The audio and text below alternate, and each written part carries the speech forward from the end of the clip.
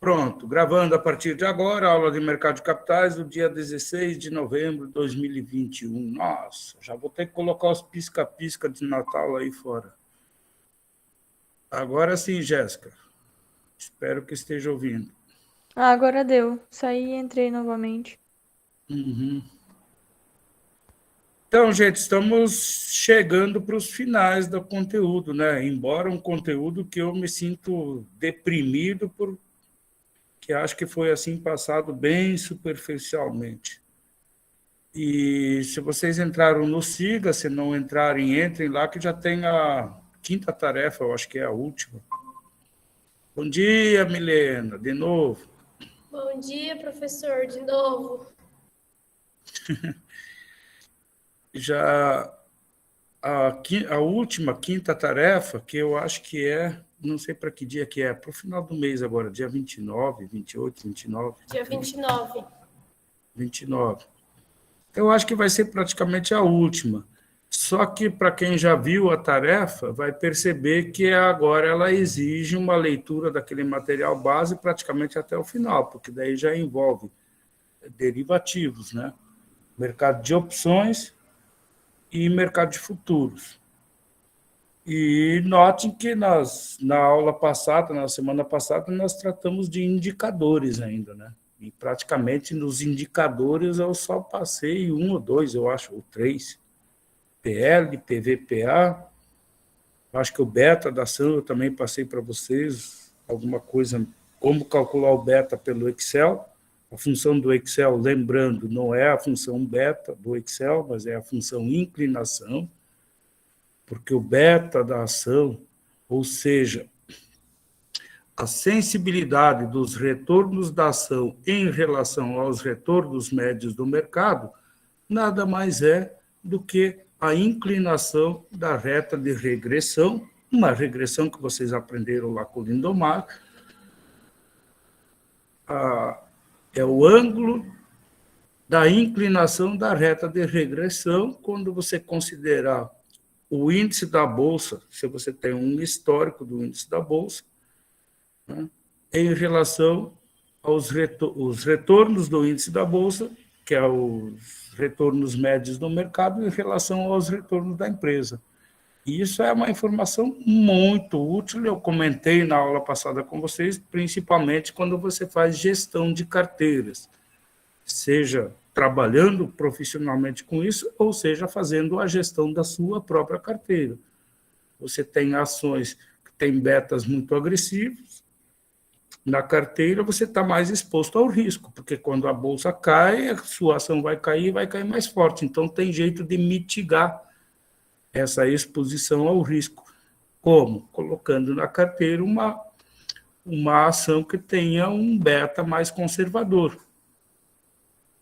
Então, é isso. Mas eu acho que nessa modalidade aqui, eu não consigo passar assim, o conteúdo para vocês como deveria, mas vocês têm o material base e lembrando sempre que esse material base é o resumo do resumo do resumo, não esgota o assunto, e vocês têm fontes para procurar com base nos tópicos do material base que eu coloquei lá para vocês, por exemplo, indicadores fundamentalistas, qualquer um deles, indicadores de liquidez, de rentabilidade, de atividade, indicadores de mercado, vocês dão uma entrada aí no Google, aí vocês encontram um farto material.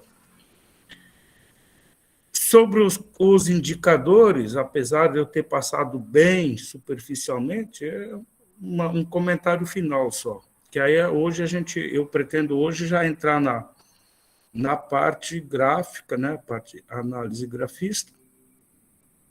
Sobre os indicadores, eu lembro que eu comentei, né? Quando os indicadores da empresa ou das empresas, eles são avaliados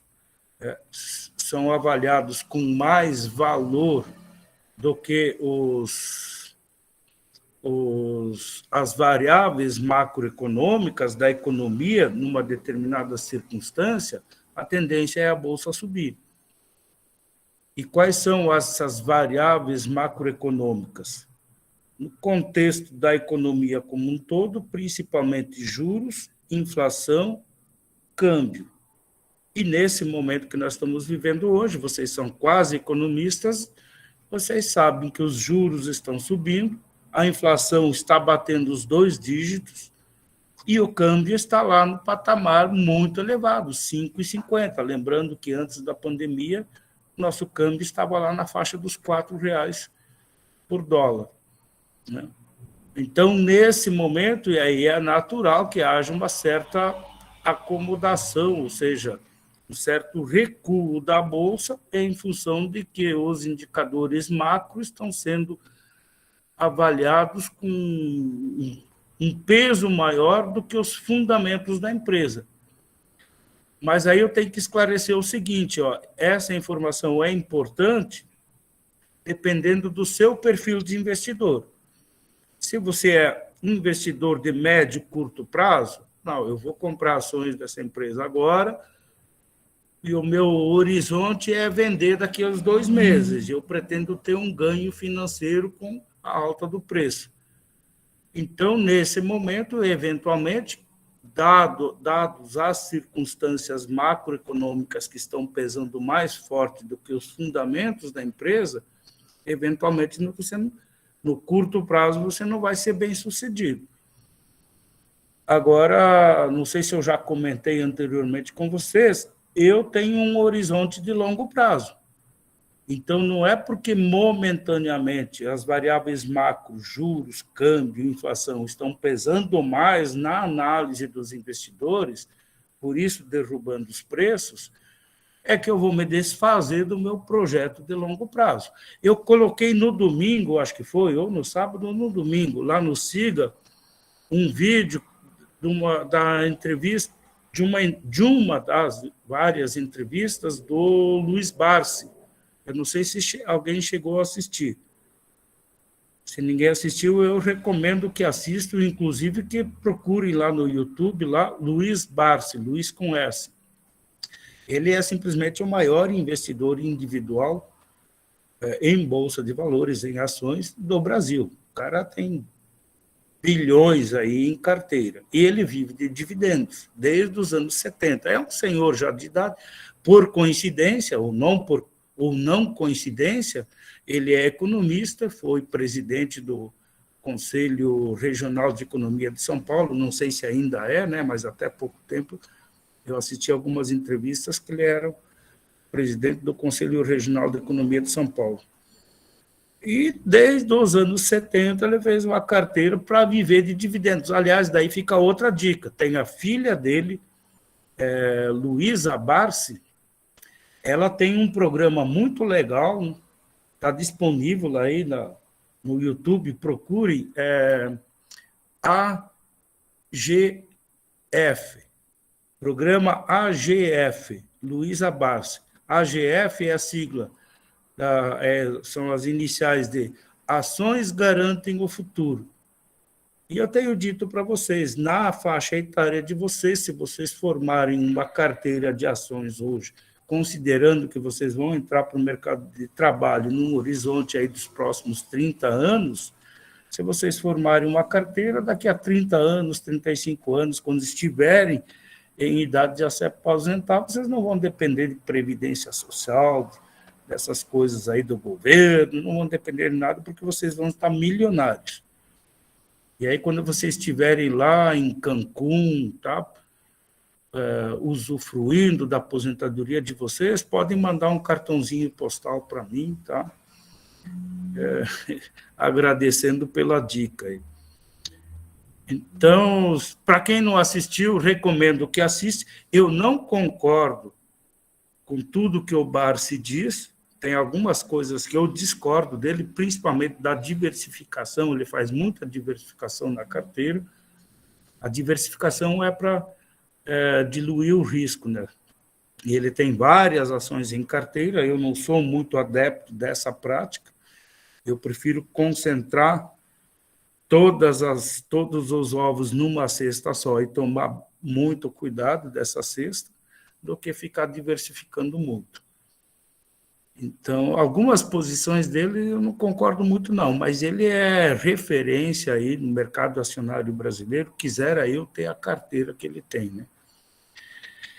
Então, os indicadores fundamentalistas, que hoje eu já vou dar por encerrada essa etapa do nosso conteúdo, embora vocês saibam, né, que eu passei de uma forma bem superficial. Aliás, fica a dica aí, né? Vocês estão... Oi, Jéssica, pode perguntar. Eu gostaria de saber a respeito dos fundos imobiliários do CFI. Por que eles subiram tanto na pandemia e agora eles estão caindo? Eles têm a chance de subir novamente ou é uma reação normal do mercado? Pois é, Jéssica, eu vou confessar para você, eu nunca fui... Aliás, eu sempre tive ojeriza a fundos imobiliários.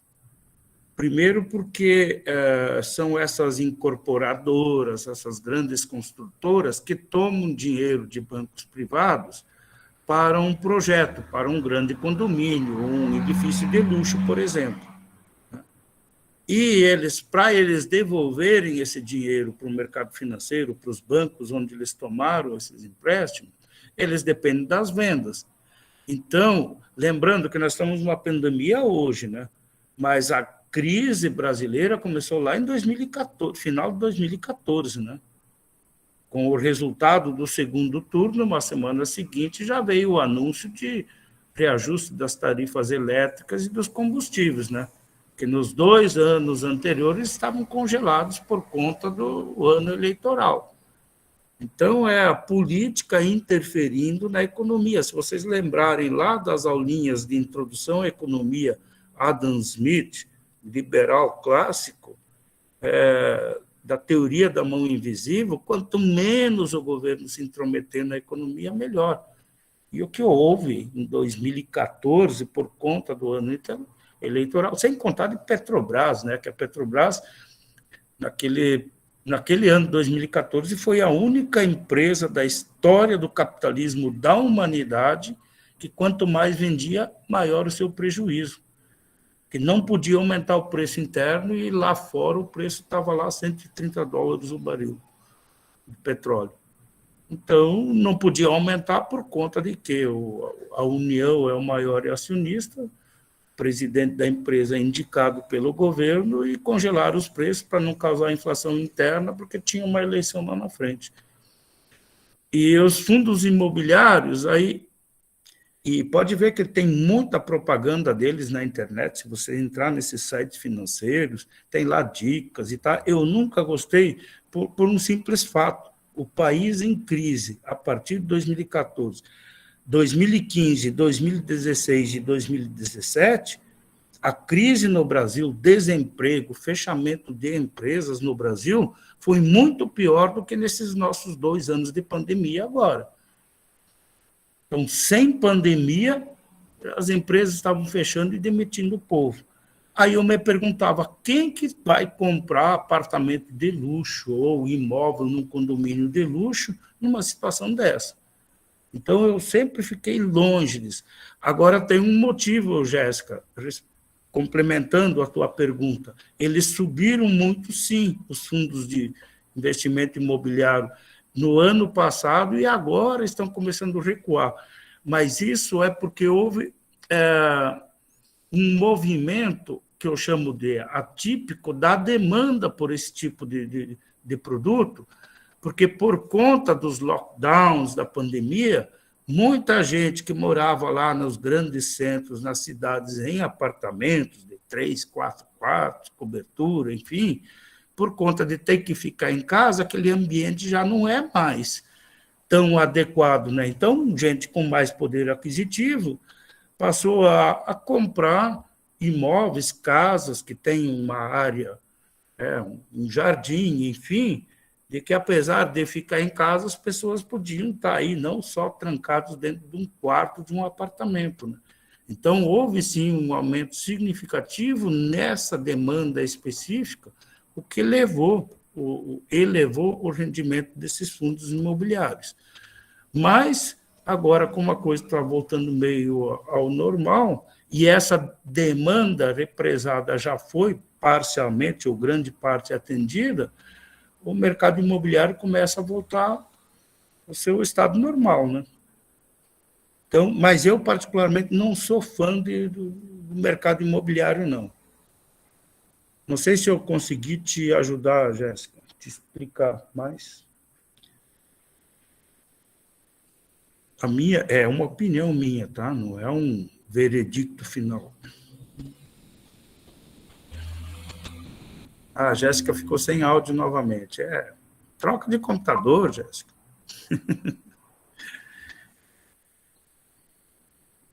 Tá aí. Então, gente, eu queria entrar hoje rapidamente na análise gráfica para vocês responderem essa quinta tarefa, vocês vão ter que avançar na leitura do texto, lembrando sempre que não limitem-se a isso. O texto básico que eu coloquei para vocês não esgota o assunto. É bem resumidinho, bem mastigadinho, tá? E fazer essa abordagem clássica para daí, na semana que vem, na outra, a gente já entrar lá no mercado de derivativos. Eu sou obrigado a comentar um pouco também, porque eu estou cobrando de vocês nessa tarefa 5. Embora eu não consiga expor todo o conteúdo, mas o material está aí, vocês conseguem avançar. E aí eu vou lembrar de novo, né? Eu estou sempre à disposição via e-mail, lembrando que vocês mandarem e-mail para mim agora, no meu e-mail institucional agora à tarde, eu só vou ver amanhã de manhã. Mas também tem o WhatsApp. Se eu não estiver dormindo, eu respondo na hora. E se necessário se for assim alguma questão que eu achar que é interessante explicar melhor, eu gravo um videozinho rápido e explicando a dúvida de vocês e coloco lá no Siga, de modo que todo mundo possa ver. Porque muitas vezes a dúvida de um é a dúvida de muitos, né? Então, às vezes é alguma coisa um pouquinho mais complexa, eu digo, não, aqui eu vou gravar um videozinho, preparo um material, coloco para vocês e depois vocês assistem lá no Siga. Tá bom? Vou compartilhar aqui, então, um slide para vocês, só um pouquinho.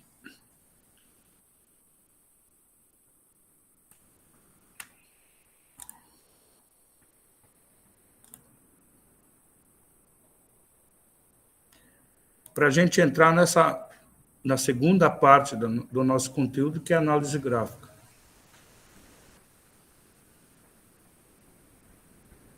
Lembrando que o semestre está quase no fim, né? Como o tempo voa. Então, análise gráfica, eu vou passar para lá, tá? A Jéssica, não sei se ela tem áudio, mas se quiser fazer uma pergunta, daí levanta a mão aí, passa uma mensagem, que eu não vou ver, mas daí tuas colegas, a Milena e a Ilane, enxergam, aí elas me interpelam por áudio, daí eu volto aqui para a tela do Meet aqui. Então, análise gráfica, a gente vai começar pela teoria Down, né? Vocês devem ter lido o material aí. Teoria Down nada mais é do que essa formação aqui, ó, gráfica. E isso aqui, vocês podem entrar em qualquer site aí. Tem aquele site que eu já recomendei para vocês, advfn.com. Você cria um login, uma senha lá, você usa aquilo lá gratuitamente, tem muita informação lá, e tem também a parte gráfica. Vocês podem olhar os gráficos das empresas de 1 ano, 5 anos atrás, né? Vocês vão perceber que essa formação que está aparecendo na tela para vocês aqui, ela é muito comum e aparece com muita frequência. Então, o Charles Henry Dow, D-O-W, é um dos criadores do índice Dow Jones. Na verdade, foram dois, né? Foi o Charles Dow e o Jones. Foram dois que, lá em 1800 e quebradinho, eles construíram o primeiro índice de acompanhamento de bolsa de valores do mundo. Lembrando que naquela época não tinha calculadora, não tinha caneta esferográfica, nem nada, e eles calculavam a simples média dos preços de 11 empresas ferroviárias e mais 2 industriais, e aí faziam a média do comportamento dos preços dessas empresas e publicavam um boletim diário. O índice Dow Jones fechou em tanto. Isso serviu de referência para os investidores da época. Então, foi o primeiro índice de Bolsa de Valores. Aliás, tem um tópico antes da análise gráfica que é exatamente sobre índice de Bolsa de Valores, que eu acho que não vai dar tempo de a gente abordar aqui, comentar aqui. Mas eu aguardo aí, eu não entendi isso, eu até construí um exemplinho lá de a metodologia do índice da Bolsa de São Paulo. Eu criei lá um mercado fictício composto por 5 empresas para construir um índice desse mercado. E se alguém não entendeu, manda uma mensagem para mim, tá? Qualquer coisa eu gravo um videozinho separado, um videozinho mais curto para explicar melhor índices de bolsa, o que eles significam. Tá? Então, Charles Dow, ele tem a teoria Dow, que a gente chama, né? Que é exatamente essa ilustração gráfica que aparece para vocês aqui. Eu nem sei de qual empresa que é essa aqui, de qual empresa que é, o que importa é o comportamento dos preços que são explicitados pela sua evolução gráfica, que está aqui ilustrado. Tem os gráficos, isso aqui é um gráfico de barras, né? Então, tem a parte inferior do gráfico é a mínima do dia, a parte superior é a máxima do dia, e eu acho que está meio pequeno aí, mas se vocês olharem bem, tem uma ranhurazinha para o lado direito, em cada gráfico de barra desses. E ele dá uma terceira informação muito importante, que é o fechamento do preço, a quanto que fechou esse preço nesse determinado dia. Cada barrinha dessa é um dia de pregão lá na Bolsa, tá? Então, vamos avançar. Aí, o Dow percebeu, né, que as ações, de um modo geral, negociadas lá na Bolsa, elas apresentam esse comportamento aqui, ó, que ele chamou de fase de acumulação. Eu coloquei essa barra aqui em cima para mostrar, ó, os preços parece que andam meio de lado, ó. Sobe, desce, sobe, desce, sobe de novo. Se você for traçar uma média, fica aqui na faixa dos 15 mil. Isso aqui deve ter sido o índice da Bolsa da época que eu fiz esse slide. Na faixa dos 15 mil. E depois desse período de acumulação, sucede um período que ele chama de período de euforia. Notem que os preços eles saem dessa base aqui da faixa dos 15 mil e vão bater lá em cima, próximo dos 18 mil. Período de euforia, que eu destaquei aqui, com essa barrinha do lado aqui. Depois os preços ficam ali, sobe, desce, batendo nos 18 mil, mas não rompe os 18 mil. Chega uma certa altura, notem que cada separação aqui, ó, dessas linhas verticais em azul aqui, cada período desse é um mês. Olhem aqui embaixo, ó, durante todo o mês de julho daquele ano, julho de 2000, e agosto, quer dizer, 2 meses, gente. 2 meses as ações ficaram assim, patinando no mesmo patamar, de novo andando de lado, até que, finalmente, os preços despencam. O que o Charles Dow identificou como período de liquidação. E aí a ação vai procurar um novo patamar de atuação. Note que agora ele volta lá para os 15 mil e poucos pontos, e ele vai procurar um novo patamar, e a história sempre vai se repetir. Aliás, uma premissa dos grafistas é de que a história sempre se repete. Essa é uma das premissas deles. Agora eu vou ter que explicar esse comportamento dessas 4 fases que o Dow identificou. Por que isso acontece? alguma suspeita? Alguém pode me explicar por que isso acontece comumente com os preços dos papéis? Gente, podem dizer que não faço ideia. É só para eu ter um feedback, só para não me dar essa sensação triste de estar falando com uma máquina aqui. A Jéssica deve estar sem áudio, mas a Jéssica já Eu também respondeu. não. Também não faço a mínima. Tá, então vamos tentar entender o comportamento dos investidores, tá? A lógica deles. Lembrando, gente, que os preços sobem, é a velha e básica lei da oferta e de demanda na economia, né? Isso aí vocês já viram em outras disciplinas desde a introdução à economia, lei da oferta e da demanda. Essa lei é imutável, né? É como a lei da gravidade aí, né? Então, não tem como alterar essa lei da oferta e da demanda.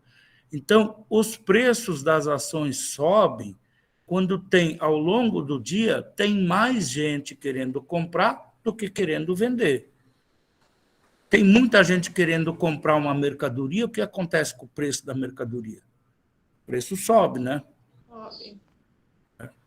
E quando, por outro lado, o time dos vendedores, num determinado dia, é maior do que os compradores, tem mais gente querendo vender a ação, o ativo, do que querendo comprar, o que acontece?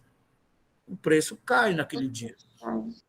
Então, eu sempre digo que essa oscilação do preço aqui, ó, desse primeiro dia, deve estar meio pequenininho para vocês enxergarem, mas, enfim, cada barrinha dessa é um dia de negócio.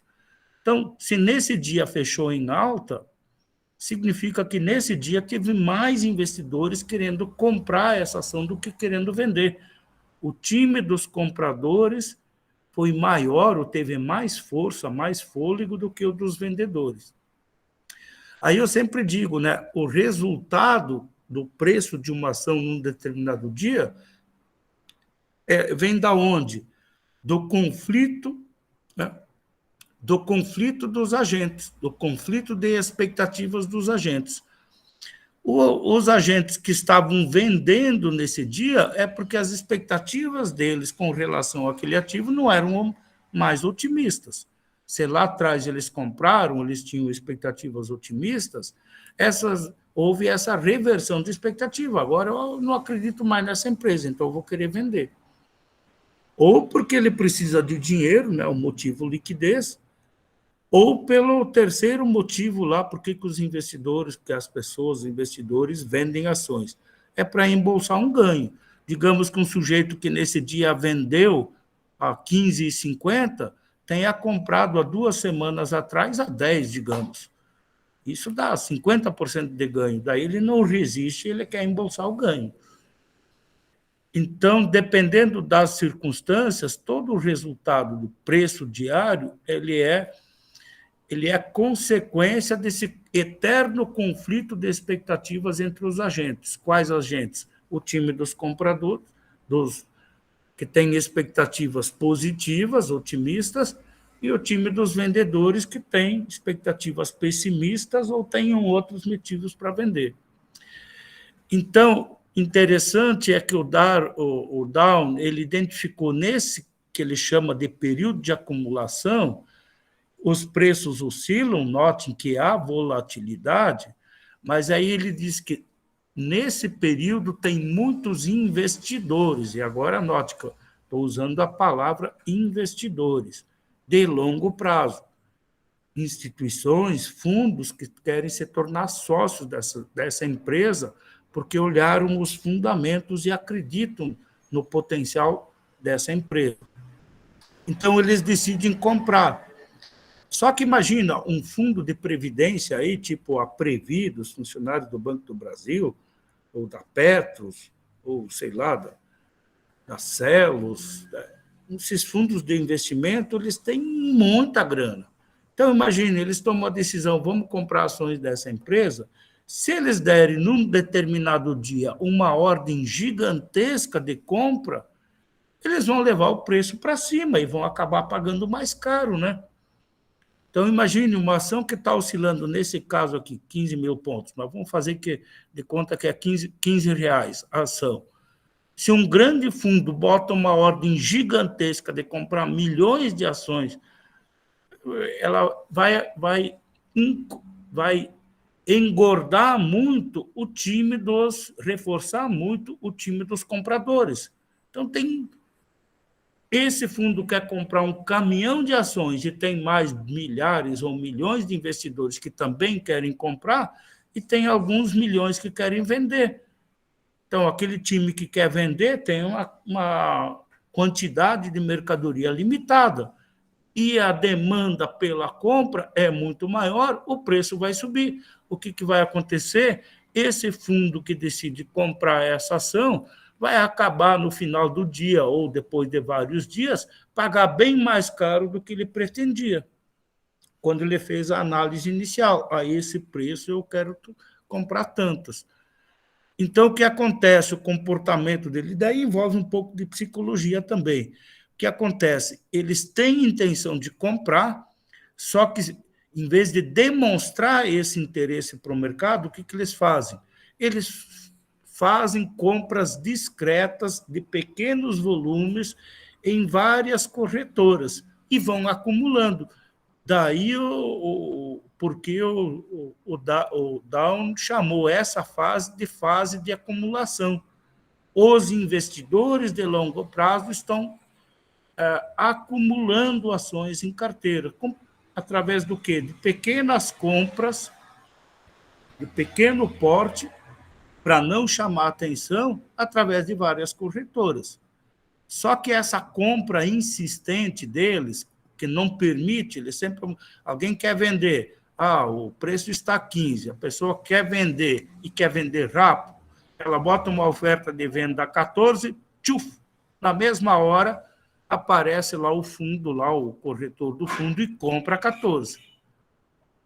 E aí não permite que o preço caia muito, né? Aqui até caiu um pouquinho, foi para 13,50, mas note, depois ele volta, porque o apetite desses compradores e investidores, ele ainda não foi saciado. E isso faz com que os preços, a gente chama no mercado, os preços fiquem meio andando de lado, porque o pessoal está acumulando. Só que esse movimento acaba sendo percebido por outros agentes. Então, eu, por exemplo, que não tenho intenção de me tornar sócio dessa empresa de longo prazo, tá? Mas eu percebo que tem gente que está comprando com insistência. Há vários dias estão mandando ordens de compra não muito significativas, mas eles estão ali insistindo em comprar. Aí eu penso assim, poxa, eu não sei qual é a informação que esses caras têm, mas se eles estão comprando, quer saber de uma coisa? Eu vou pegar carona com o movimento deles. Eu vou comprar também. Se o preço subir, eu me beneficio com isso. Então, notem que eu, Paulo, não tenho o objetivo de me tornar sócio de longo prazo desse papel dessa empresa. Mas eu percebo um movimento. Alguém está comprando insistentemente e eu não sei a informação que eles têm. Mas se eles estão comprando, eles são um grupo forte, eu vou pegar carona com eles. Na economia tem uma teoria lá do Easy Rider, né? O caroneiro. Eu vou pegar carona com o movimento deles. E em eu pensando assim, e vários outros grafistas de plantão pensando assim, nós vamos acabar fazendo o quê? Contribuindo para reforçar o time dos compradores. Agora, além daquele fundo ou dos vários fundos que estavam comprando discretamente, também entro eu como um agente autônomo pequeno, tá? Eu compro também, eu estou contribuindo com o time dos compradores. E aí milhares de outros grafistas percebem esse movimento e entram comprando também. O que vai acontecer? Vai reforçar muito o time dos compradores, que antes estavam discretos, agora não estão mais. Aí o papel deslancha. É o que o Down chamou de período de euforia. Só que notem, quando chega lá, se eu comprei aqui a 15, quando o papel está batendo nos 18 aqui, como eu não tinha intenção de ser um acionista de longo prazo, eu vou fazer a conta rapidinho aqui. Se eu comprei a 15 e um mês depois está a 18, então vamos lá. 18 entre 15 divide 1 menos 100 vezes. 20% de alta num mês. Aonde que você ganha 20%? Qual é a aplicação financeira que te dá 20% de retorno ao mês? Então, eu estou muito satisfeito. Eu comprei aqui, ó, paguei 15, chegou um mês depois, já estava lá 18. Um mês e um pouquinho depois, estava próximo dos 18, quase 20%. O que eu vou fazer? Usando aquele terceiro motivo que faz com que os investidores vendem as ações, que é o de realização ou de embolsar o ganho. Se eu vender, eu embolso o ganho financeiro. Comprei a 15 e vendi a 18. Os R$3 de diferença, multiplica pela quantidade de ações negociadas, é o meu ganho. Aí percebo que, se lá em cima eu tomo a decisão de embolsar o ganho e vender, notem que antes eu fazia parte do time dos compradores. Agora eu virei a casaca. Eu fui para o lado dos vendedores. E muitos grafistas de plantão vão seguir os meus passos também e vão passar de compradores para vendedores. Por isso é que o preço novamente fica andando de lado. Note, apesar da volatilidade, se você fizer traçar uma média aqui, o preço vai ficar lá na faixa dos 17,50 nesse período, nesses 2 meses aqui. Então, as forças começam a se equilibrar. Mas então, por que o preço caiu? O preço caiu, gente, que aí tem o fator psicológico de novo, porque aquele desavisado que entrou aqui em cima, comprando a 17, 17,10, 17,20, e ele passa 1 mês, 2 meses, e o preço não sai dessa faixa dos 17 e pouco, e é um outro grafista de plantão, só que chegou atrasado e ele não tem intenções de ser investidor, sócio de longo prazo da empresa, ele diz assim, ó, já perdi 2 meses. Lembrando sempre, na economia, vocês já devem ter visto isso em várias disciplinas, do custo de oportunidade. Se eu coloquei um dinheiro num ativo, numa ação, e ele ficou 2 meses andando de lado e não me deu retorno, se eu tivesse colocado numa renda fixa, por exemplo, durante 2 meses esse dinheiro teria rendido. Então, esses que entraram atrasados aqui em cima, próximos dos 17, eles veem, abate lá próximo dos 18, mas não passa os 18. Quer saber de uma coisa? Eu vou vender isso aqui e vou buscar oportunidade em outro ativo. E em muitos fazendo isso, daí aparece a fase da liquidação, que o Down explica, ó, um período, aí quando cai, daí cai forte. Começa a vender, dá 1, 2, 3, 4, 5 dias, 6 dias, 7 dias em queda. O pessoal que entrou mais ou menos atrasado aqui, ó, aí eu entrei a 16,80 e o preço está 16,50, quer saber de uma coisa? Eu vou minimizar o meu prejuízo. Eu vou ficar só com 30 centavos por ação de prejuízo e vou vender logo, e vende forte. Por isso é que a ação cai forte, esse período que o Dow chama de período de liquidação. E aí, mais ou menos equilibrados os times, de novo, o papel vai procurar um novo patamar aí. E essa história sempre vai se repetir, gente. Vocês podem olhar aí. Aliás, eu vou fazer isso, eu acho. Eu vou compartilhar com vocês, eu vou abrir aquele site lá, do ADVFM, e aí nós vamos, para vocês não dizerem, né, mas ele que preparou, ele pegou um gráfico específico aí, preparou isso aí, e isso aí não acontece, não. Então, para que vocês não fiquem desconfiados que isso aí eu estou jogando para vocês e que isso não é verdade, então nada melhor do que a gente ir lá olhar com dados reais. Tá bom, gente? Espera aí que eu vou abrir, eu tenho que abrir aquele site lá e vou compartilhar com vocês. que vocês estão vendo na tela agora? Nada, né? Ou estão vendo alguma coisa?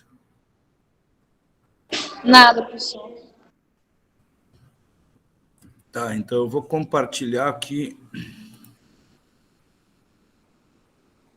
Cadê o site? Está aqui.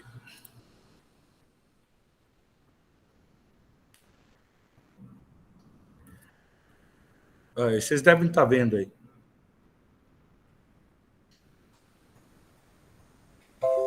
Eu vou mudar para lá, qualquer coisa, gente, é só vocês dar um alô pelo áudio aí que eu não consigo ver vocês agora. Aliás, vocês nem se mostram, né? Vocês deixam a câmera no... Aliás, eu também, né? Ixi, a minha câmera eu fechei, não sei por quê. Vamos abrir aqui. É que eu fico explicando e fico fazendo um gesto aqui, aí vocês não conseguem ver o que eu estou querendo dizer. Tá, eu vou lá para o site, então. Esse site aqui, gente, ó. Tá lá em cima. Deixa eu ver se vocês conseguem ver. Eu marquei lá em cima, ó. Tá pequenininho. bradvfn.com. É só fazer um cadastro grátis aí. O cadastro é criar um login e uma senha, só isso. A não ser que você queira assinar, né, para ter essas informações em tempo real. Aí tem lá um valor que eles cobram por mês, né? Tem várias categorias de mensalidades, mas daí você tem a informação em tempo real. Mas eu aproveito, é um site muito bom que eu recomendo, já recomendei para vocês. Eu aproveito a parte gratuita deles, que apesar do delay, da defasagem de 15 minutos com relação ao mercado real, é um site que traz muitas informações. Tá? Então, eu vou fazer o login aqui, como eu já sou cadastrado. Tá?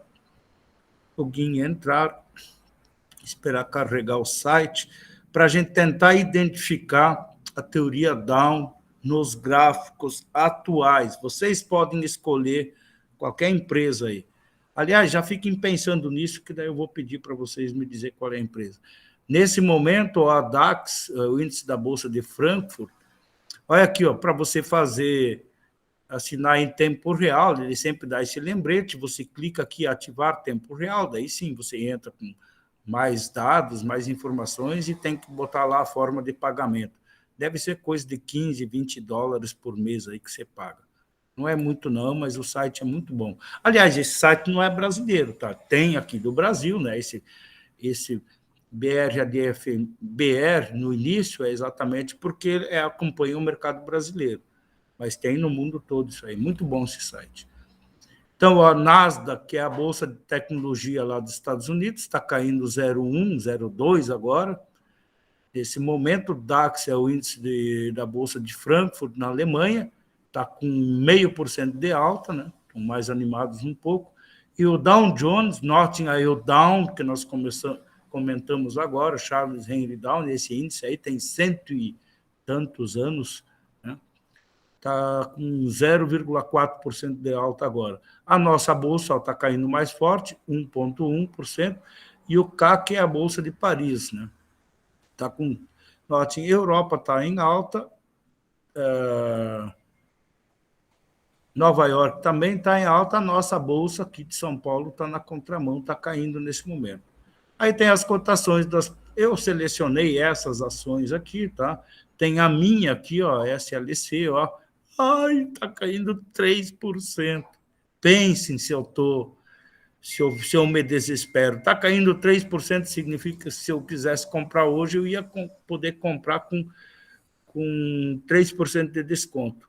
Lembre-se, não pensem no preço, pensem na quantidade. E quando os preços caem, circunstancialmente eles caem por fatores exógenos às empresas, dado que eu analisei os fundamentos da empresa, então eu não me preocupo, não me desespero quando o preço cai. Pelo contrário, está caindo o preço, então significa que eu posso comprar mais quantidade e pagar mais barato. Esse é o perfil do investidor de longo prazo que eu recomendo. Nada contra para quem pensa, não, eu vou entrar, vou comprar ações hoje, se ela subir 10%, mês que vem eu vendo e embolso 10% do ganho aí. Nada contra os traders ou quem pretende especular e faturar em cima, só que eu digo que é uma vida penosa, né?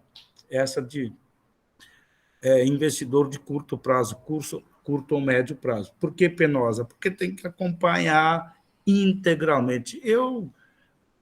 Hoje, graças à tecnologia, pelo celular, eu posso ir viajar e uma vez por dia eu vou lá e dar uma olhada para ver como é que está a bolsa e a minha ação. Então, é porque eu tenho um pensamento de longo prazo. E sempre com o objetivo para vocês, né, estimular a poupança individual de vocês, para quebrar aquele ciclo vicioso da pobreza, né? Por que você é pobre? Vamos ver quem está aqui. Vou fazer a pergunta para quem está presente só. Elaine, Jéssica. Oi, professor. Por que você é pobre? Porque você poupa pouco ou você poupa pouco porque é pobre? Eu pouco porque eu sou pobre. Então, notem que esse é um ciclo vicioso da pobreza. E a formação de uma carteira de investimento de longo prazo vai acabar quebrando esse ciclo, né? E porque não tem desculpa, você não pode dizer que nesse mês, talvez nesse mês não, que daqui a pouco já é final de ano, tem que comprar presente, lembrancinha para os parentes, para os sobrinhos, enfim, não vai sobrar nada. Mas num mês ou outro vai sobrar R$ 50. Vai lá e compra uma ação e bota ela na carteira e deixa ela lá. Se o preço cair, eu vou me desesperar. Não se desespere. O preço caiu? Ótimo, vou lá e comprar mais um tanto agora, mais barato, pagar mais barato. Ao longo do tempo, você vai quebrar esse ciclo vicioso da pobreza, é porque você vai formando capacidade de poupança. E eu garanto para vocês, olha a idade de vocês, eu já sou um pouquinho mais, eu sou do século passado ainda, mas a idade de vocês, daqui a 20, 30 anos, vocês vão estar milionários. Eu vou falar milionárias, porque só tem vocês duas agora aqui. Mas podem acreditar em mim. Tem lá, eu coloquei lá no Siga, lá, eu acho uma planilha de Excel, de como é que é, planejamento financeiro. Eu coloquei lá o efeito de uma simples taxa de poupança, que é 6% ao ano, ao longo de 30 anos, se você tiver disciplina e no final de 30 anos você está milionário, não vai depender de aposentadoria, de governo, nem de nada, nem de parente, nem de ninguém, você vai estar... E quando vocês estiverem com 30 anos, gente, daqui a 30 anos vocês vão ser jovens ainda. Eu sempre digo, vocês vão estar no auge da vida de vocês, com, sei lá, 45, 50 e poucos anos, e vão estar bem, financeiramente bem independentes. Podem acreditar em mim, gente. Eu só lamento que lá atrás, quando eu fiz a graduação, não tinha um professor maluco para me dar uma dica dessa, que daí eu teria começado antes e hoje não estaria aqui dando aula para vocês. Eu estaria lá no Caribe, em Mônaco, qualquer outro lugar nesse momento. Tá bom, vamos voltar. Eu vou voltar lá.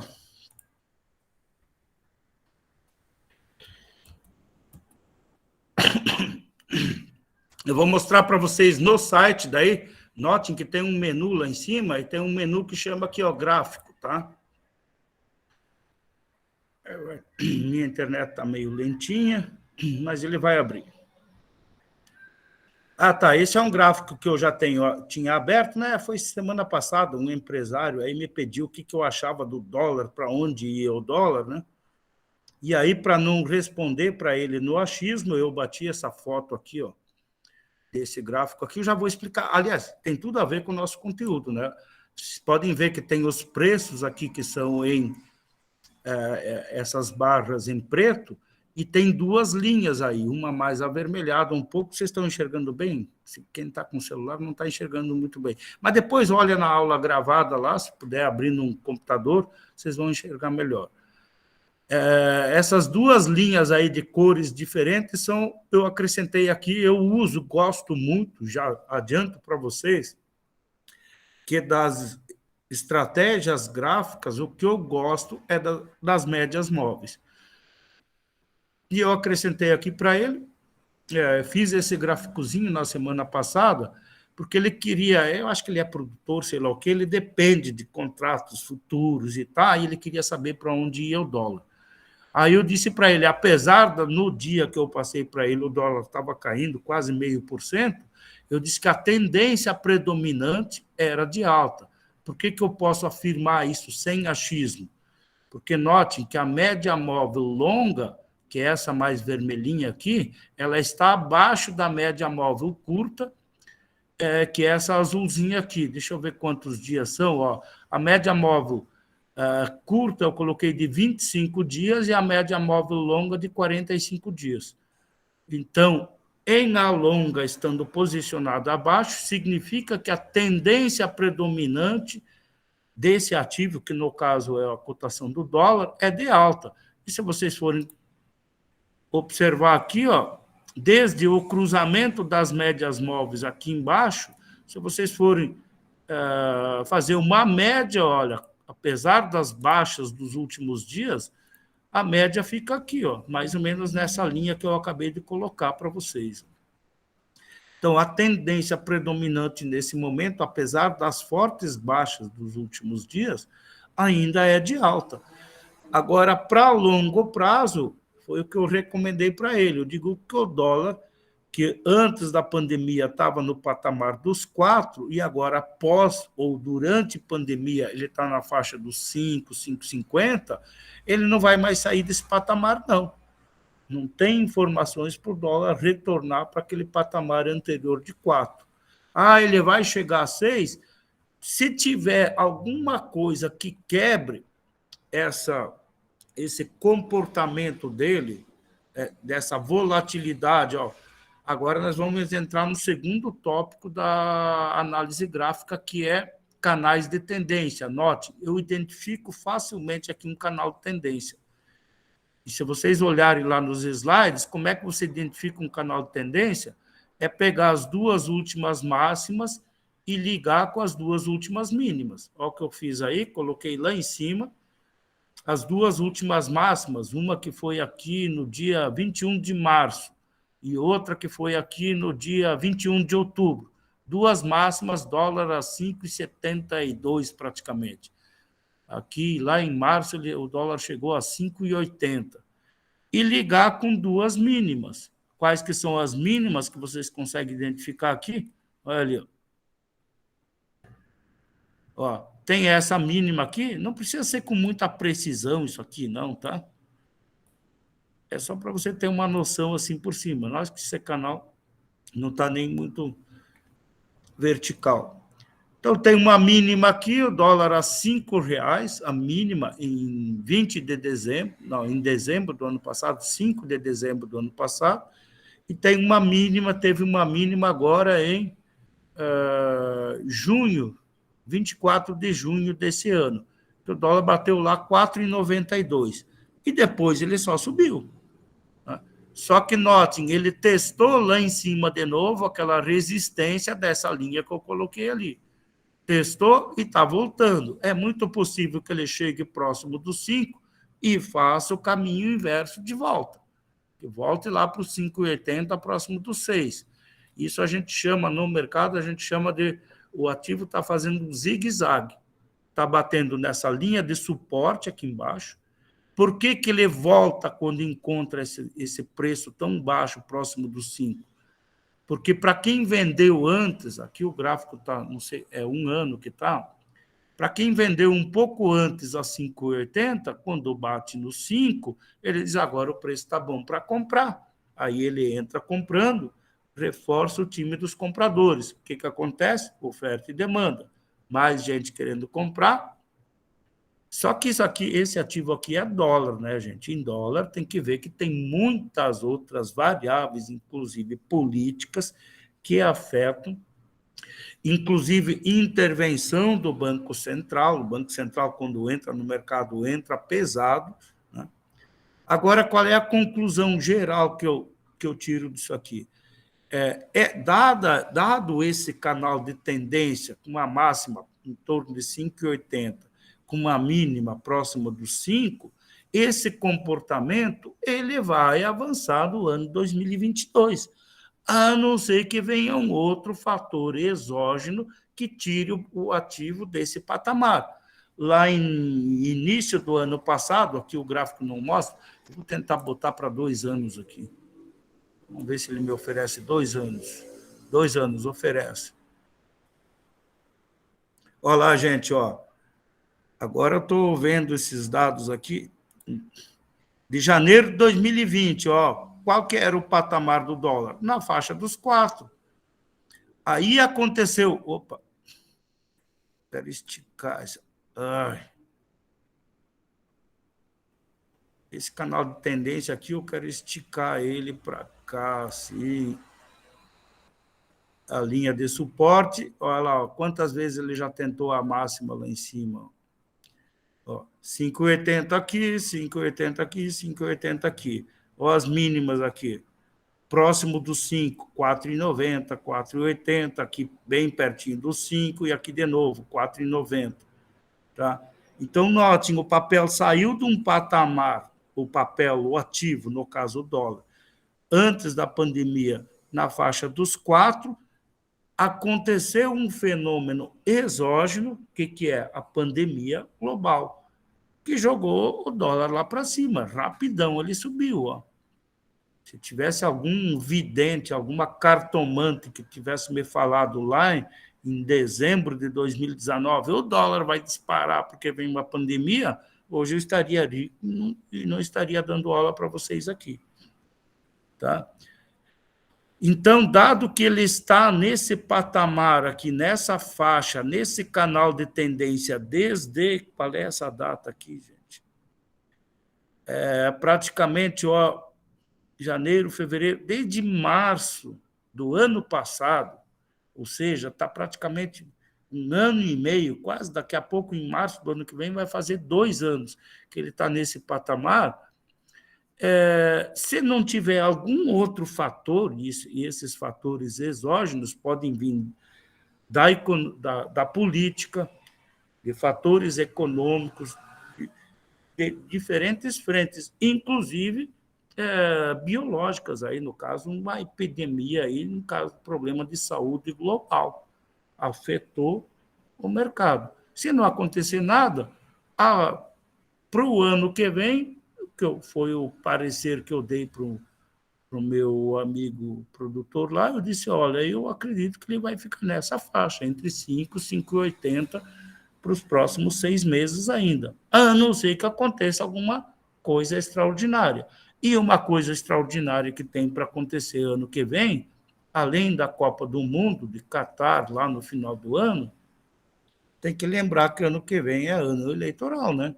Então, transições políticas, transições de governo, né, ou eleições, é um período que gera muita instabilidade, e os investidores têm ojeriza de instabilidade. E aí eles vão procurar um porto seguro. O que é porto seguro? Primeiro é ouro, né? E segundo é a moeda mais forte do mundo, que é dólar.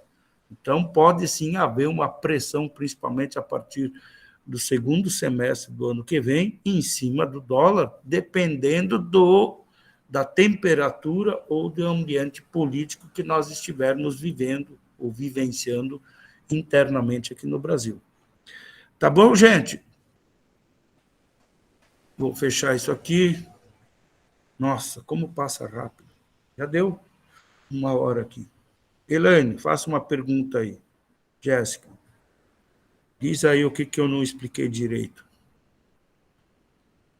Ela está sem áudio. Tá bom, Jéssica. Está desculpada dessa vez. A Elaine pode fazer uma pergunta por áudio aí. A Elaine deixou aí o celular conectado e foi lá terminar de assistir o filme da Netflix que ela estava assistindo antes da aula.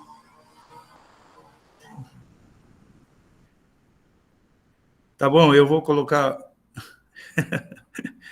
Eu vou parar a gravação, tá? A gente se vê na próxima semana, que aí vocês já vão ter que me entregar, eu acho que é a última tarefa também. Depois eu vou falar do mercado de derivativos, mas aí eu não vou cobrar uma tarefa de vocês, só vou explicar. Tá bom? Até a próxima terça-feira, ou até qualquer momento, quando vocês me mandarem por WhatsApp perguntas e tais, se necessário for, eu gravo um videozinho rápido aqui para ajudá-los. Tá bom? Fiquem bem.